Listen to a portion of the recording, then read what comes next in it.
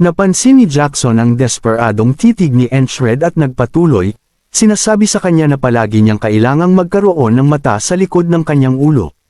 Tinanong ni Enchred kung ano ang ibig sabihin nun, at ipinaliwanag ni Jackson na ito ay parang perpektong tiyempo.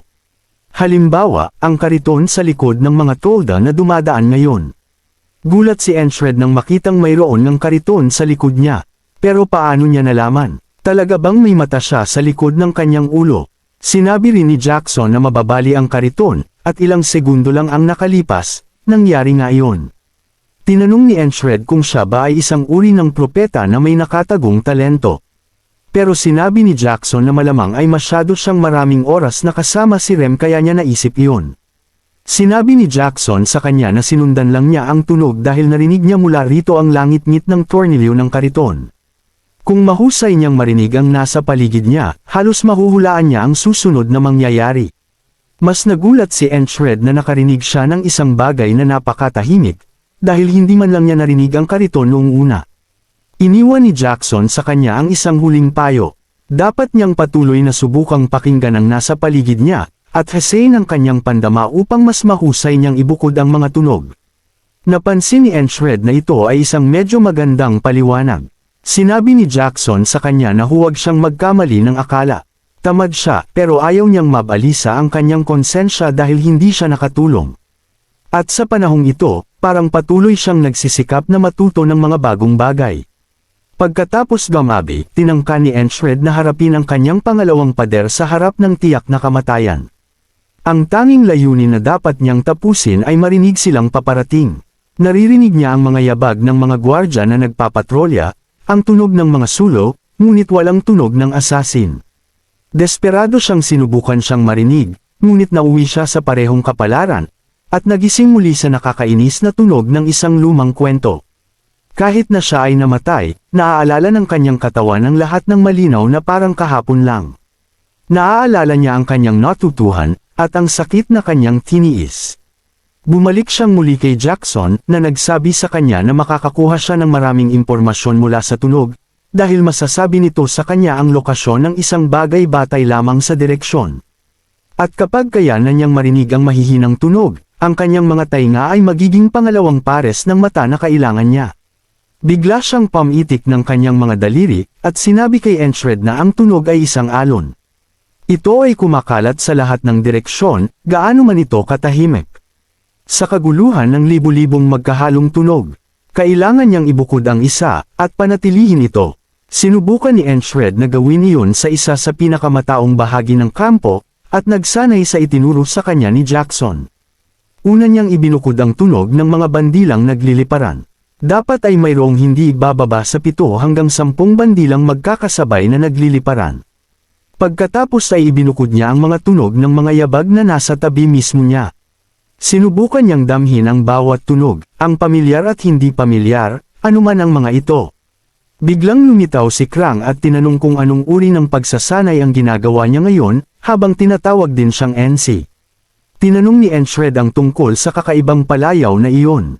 At sinabi ni Krang na palayaw lang iyon. Okay lang naman sa kanya iyon, di ba? Siguradong hindi okay kay Enchred, pero wala rin siyang masyadong pakialam. Tungkol naman sa pagsasanay, nakaupo lang siya rito na parang tanga na walang ginagawa, hindi talaga nagsasanay. Nakakapagtaka iyon, kay Krang, dahil parang hindi siya ang tipo ng taong nakaupo lang at nag-aaksaya ng oras, di ba? Bumagsak muli ang gabi, at nangyari ang parehong mga bagay. Nilason siya, at si Krang ay sinaksak hanggang mamatay. Ito ang 33 araw, isa pang pagkabigo. Sa 34 na araw, wala na namang narinig si Enchred, at ipinagpatuloy niya ang siklong ito ng paulit-ulit na pagkabigo. Ang kailangan ni Enchred ay hindi mas maraming karanasan, himalang banal, o biglaang pagkamulat. Ang paulit-ulit niyang dapat gawin ay ang dapat niyang gawin, anuman ang mangyari.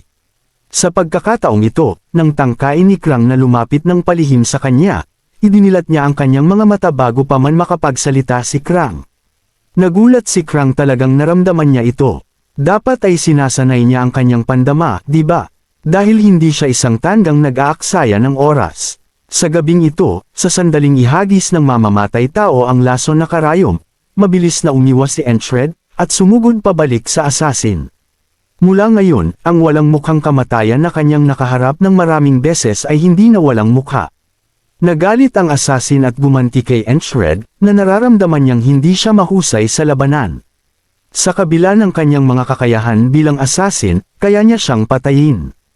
Tumingin siya sa iba para siguraduhing okay sila. Patay na si Vengeance, ngunit hinuhugot na ni Krang ang kanyang espada at naghahanda para sa labanan. Kahit na walang karanasan ng taong ito, hindi siya magpapabaya, dahil isa pa rin siyang assassin, at dapat niyang alam ang lahat ng kanyang mahahalagang punto. Desperado sinubukang tamaan ng assassin si Enchred, at sa wakas ay tinamaan siya ng assassin. Ngunit doon na sumugod ang commander, at inilipat ni Enchred ang kanyang target sa kanya. Kung hindi siya unang aatake, tiyak na mamamatay siya. Ang aksyon na ito ay nagpahintulot sa assassin na maghagis ng maraming lason na karayom sa hindi ligtas na likod ni Enchred, at kay Krang, na walang pagkakataong ipagtanggol ang sarili.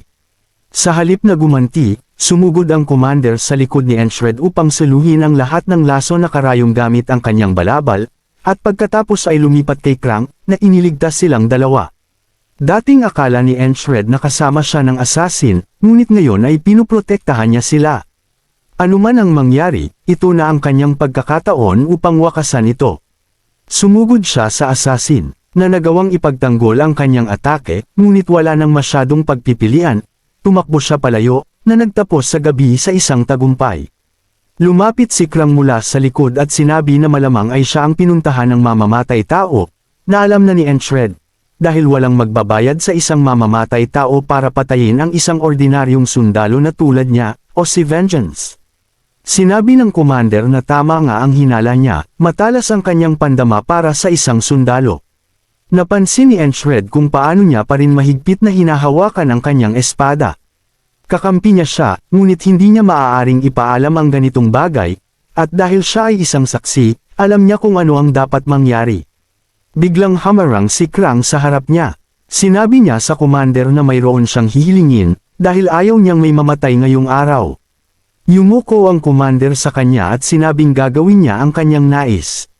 Gusto rin ni Krang na iligtas si Vengeance, dahil nararamdaman niyang hindi pa ito patay, at kinumpirma ng commander na sa kaunting panlunas, malapit na itong magising.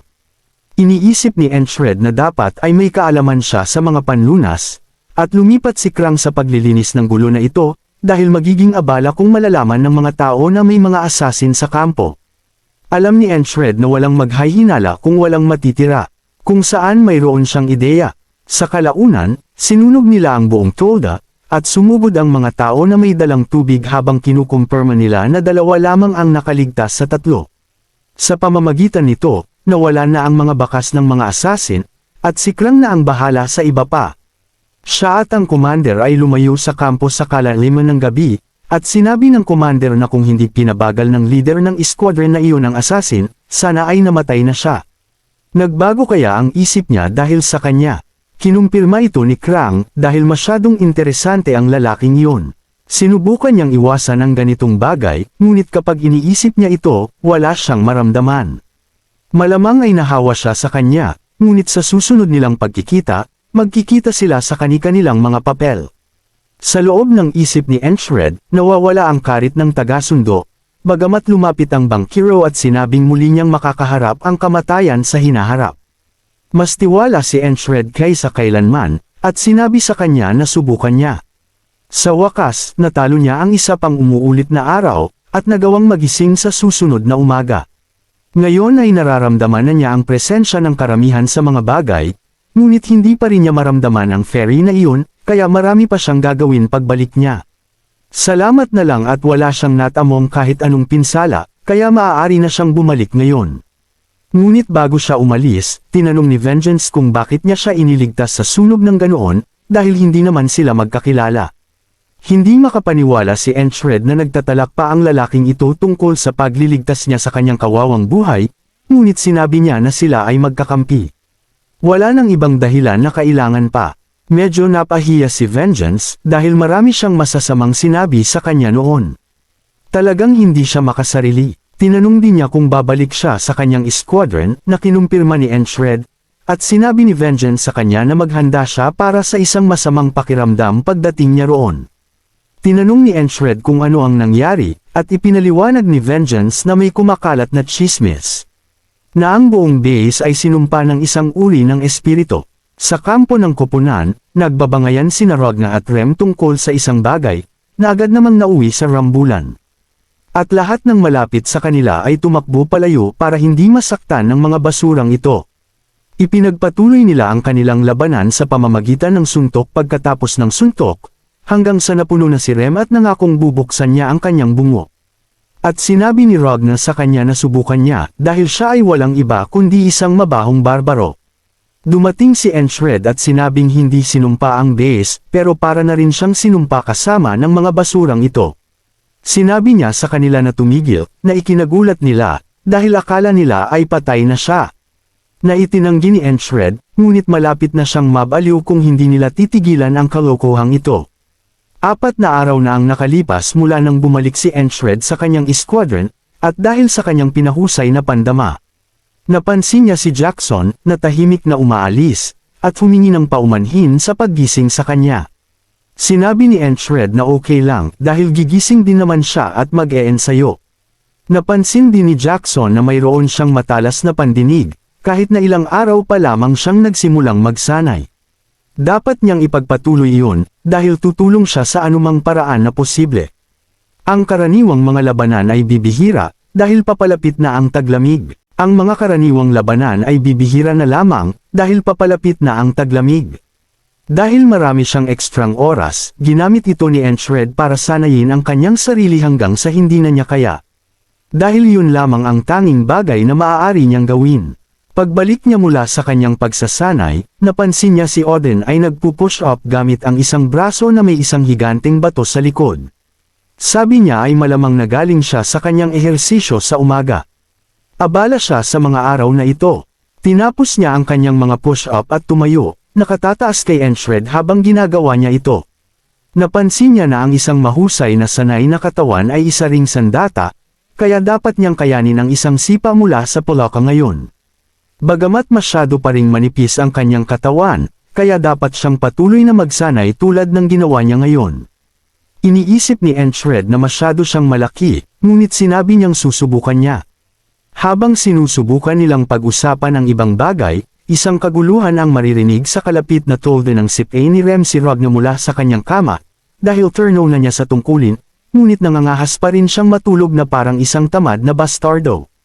Ang bahagyang gising na si Ragna ay gumapang sa kanyang espada at hinablot ito bago ihagis kay Rem, na nakahanda na ang kanyang mga palakol. Muli silang pinigilan ni Enchred, na nagtanong kung ano ang kanilang ginagawa.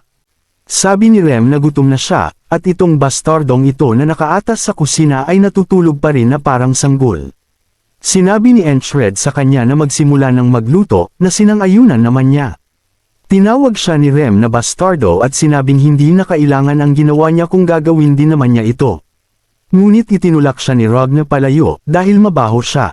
Tinanong ni Enchred si Rem kung bakit siya nakikipag-away ng walang dahilan. Napansin niya na yun mismo iyon. Ang kawalan ng labanan ay nagpapainit ng ulo at nagpapagalaw sa kanya ng sobra. Napansin ni Enchred na hindi niya dapat sayangin ang kanyang enerhiya sa isang random na tao, at dapat sumama sa kanya, dahil gusto niyang makipag-duel muli. Nagpunta sila at ginawa nga iyon, kung saan tinamaan siya ni Rem, at sinabihan siyang saluhin ng mas mahusay habang muling sumusugod. Nanatiling kalmado si Enchred, at ginagamit ang kanyang bagong pandinig upang mahusay na sanggay ng mga atake. Sumugod siya ng isang nakamamatay na saksak.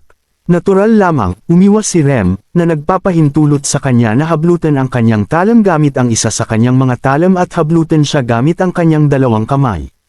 Pinabagsak niya si Enchred sa lupa gamit ang momentum na ito, na nagtapos sa laban. Mas marami siyang inaasahan mula sa kanya dahil labis siyang bumuti sa maikling panahon. Ngunit siya ay naging talagang nakakainip. Dahil patuloy niyang pinagsasanayan ang parehong saksak ng paulit-ulit, alam ni Enchred ang kanyang sinasabi. Ngunit alam na niya ngayon na iba na siya kaysa dati. Ngayon, maaari niyang ulitin ang lahat ng daan-daang kung hindi man libu-libong beses. Sinenyasan niya si Rem para sa isa pang laban, dahil sisiguraduhin niyang wawasakin niya ito. Iniisip ni Rem na kulang ang mga kasanayan ng lalaking ito. Ngunit hindi siya makatanggi sa mga determinadong mata nito, kaya pumayag siyang magpatuloy sa pakikipaglaban. Nang magsimula na silang pamwesto, bumuhos ang malakas na ulan, na nagpilit sa kanila na bumalik.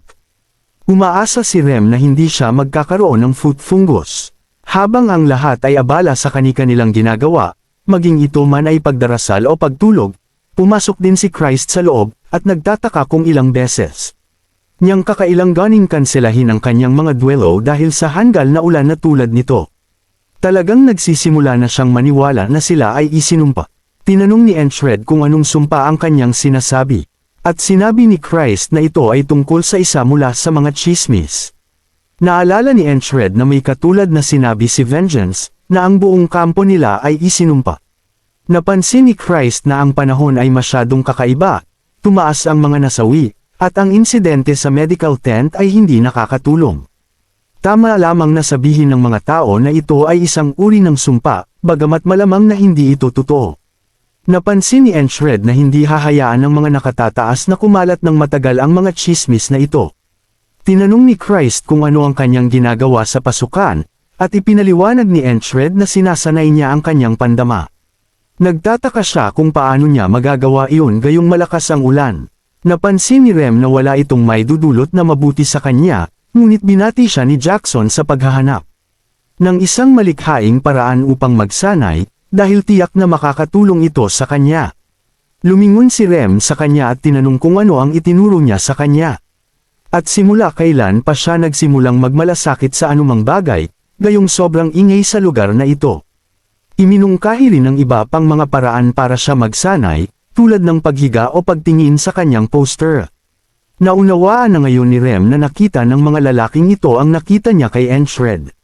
Bawat isa sa kanila ay nagsisikap na tulungan siya sa anumang paraan, dahil gusto nilang makitang lumago ang apoy sa kanyang mga mata. Sa toldo ng commander, nagaganap ang isang pulong, kung saan napansin ng pangunahing commander na dapat silang magpadala ng isang pangkat ng taga-subaybay bago magsimula ang taglamig. Mayroon bang sinumang may mungkahi para punan ang natitirang mga pwesto?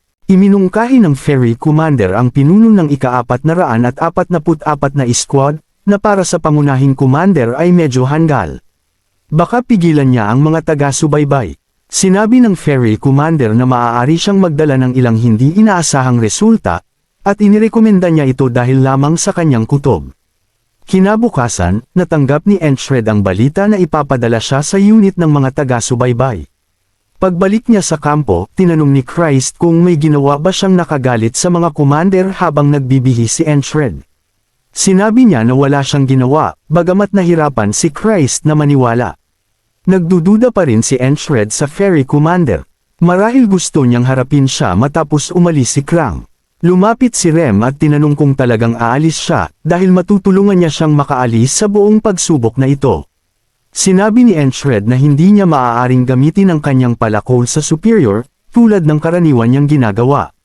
Ngunit sinabi ni Rem na hindi niya siya sinabihan gumawa ng isang bagay na ganoon kahirap.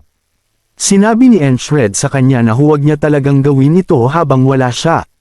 Dahil mayroon siyang kasaysayan ng paggawa ng mga ganoong bagay. Si Odin ay nagsimulang manalangin para sa kanya ng tuloy-tuloy, at inalok ni Ragna ang kanyang sarili na pumunta sa kanyang lugar. Pinahahalagahan ito ni Enchred, ngunit sa sandaling umalis siya sa kampo, siguradong maliligaw siya, na sinang-ayunan ng iba. Ipinaliwanag ni Jackson na dahil pupunta siya sa matataas na damuhan, dapat siyang magbigay pansin sa mga pagbabago sa ingay ng damo. Iyon ang paraan kung paano niya makikita ang isang ambush mula sa 1 milya ang layo. Sumigaw si Rem sa kanya na tumigil sa pagtuturo sa kanya ng kakaiba at palihim na mga bagay. Na nagpataka kay Enchred kung okay lang bang iwan ang mga lalaking ito dito.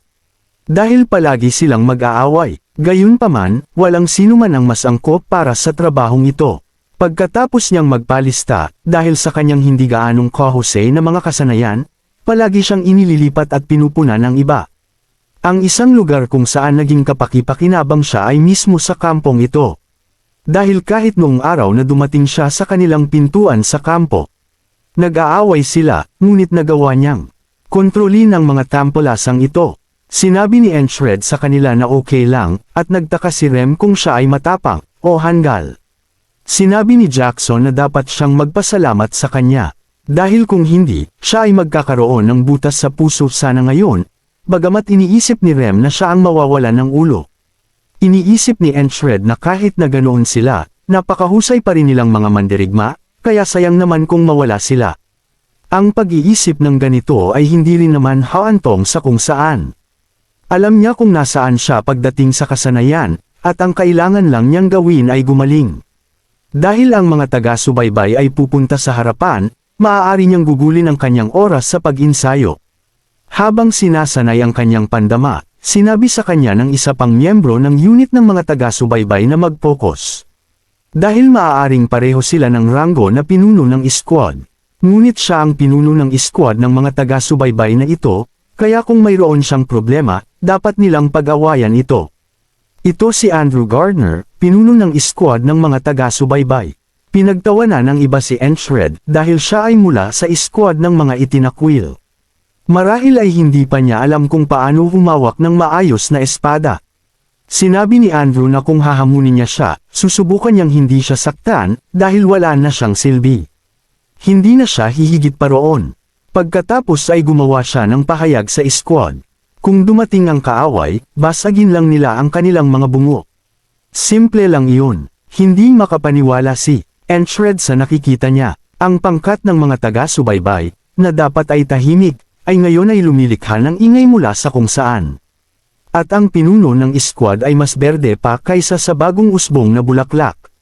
Magiging maayos kaya talaga ang misyon na ito. Sa kalaunan, natagpuan ng isa sa kanila ang ilang bakas, na kinilala ni Andrew bilang mga bagong bakas. Kaya dapat nilang sundan ang mga ito at magkaroon ng masarap na pagkain. Hindi makapaniwala si Enchred sa kanyang katangahan. Dahil ang bakas ay halatang nasa isang grupo ng 20, seryoso ba siyang lalaban sa ganoong karami? May tumawa sa tabi niya, dahil hindi iyon bagong bakas. Iyon ay isang gasela. Nagsimula siyang makipag-usap kay Enchred, na sinasabing medyo nakakainis ang pinuno ng squad. Hindi ba? Ito si Henry, isang miyembro ng squad. Dati, siya ay isang mangangaso sa isang bayan sa kabundukan. At tila wala siyang masyadong pakialam sa pinuno ng squad. Nakipag-usap siya kay Enchred, at hindi nagtagal ay naging magkakilala sila. Nagkwento si Henry tungkol sa mga batayan ng pangangaso, na nakita niyang lubhang kapaki-pakinabang. Sinabi niya na ang mga hayop ay may magkakahiwalay na landas na kanilang tinatahak sa mga parang na ito. Sasabihin niya ang higit pa bukas. Dahil sa kawalan ng kakayahan ng pinuno, ginugol nila ang buong gabi sa paghahanap ng hindi nakikitang bakas, at nasayang ang araw ng squad ng mga taga-subaybay. Habang sinusubukang matulog, naririnig ni Enchred si Andrew na nakikipagtalo sa kanyang sarili, dahil kailangan niyang makakuha ng ilang. Resulta, kinabukasan ng umaga, dumating sila sa isang madamong palasyo, na kinilala ni Andrew bilang Green Pearl, o ang walang silbing mataas na damuhan, gaya ng gusto niyang tawagin dito. Sinabi niya sa lahat na tatawid sila sa damuhang ito at hahanapin ang mga taga-subaybay ng kaaway, pagkatapos ay dadalhin sila bilang mga bihag at gagantimpalaan. Para kay Henry, medyo kakaiba ang ideyang ito, dahil dapat muna silang magsubaybay. Ngunit sinabi ni Enchred na utos iyon ng pinuno, kaya dapat nilang sundin ito. Habang tinatahak nila ang madamong lupain ito, nagulat si Enchred na hindi na nagrereklamo si Andrew at seryoso na talaga siya sa misyon na ito ngayon. Para kay Henry, kakaiba na walang dumi ng hayop sa lugar dahil sagana ang pagkain dito. Dapat sana ay mayroon kahit kaunti. Iyon ay nang lumikha ng malakas na yabag ang isang malaking pusa at dumaan sa kanila. Naintindihan ni Enchred ang nangyayari at hinawakan si Andrew habang sinasabihan ang lahat na damapa. At hindi nga nagtagal ay nagsimulang lumipad ang mga pana, na pumatay sa 2 miyembro ng squad sa lugar. Sa wakas ay naintindihan ni Andrew na umaatake ang kaaway at inutusan ang lahat na tumakbo, na ginawa naman nila, ngunit unti-unti silang pinapatay ng walang gaanong laban.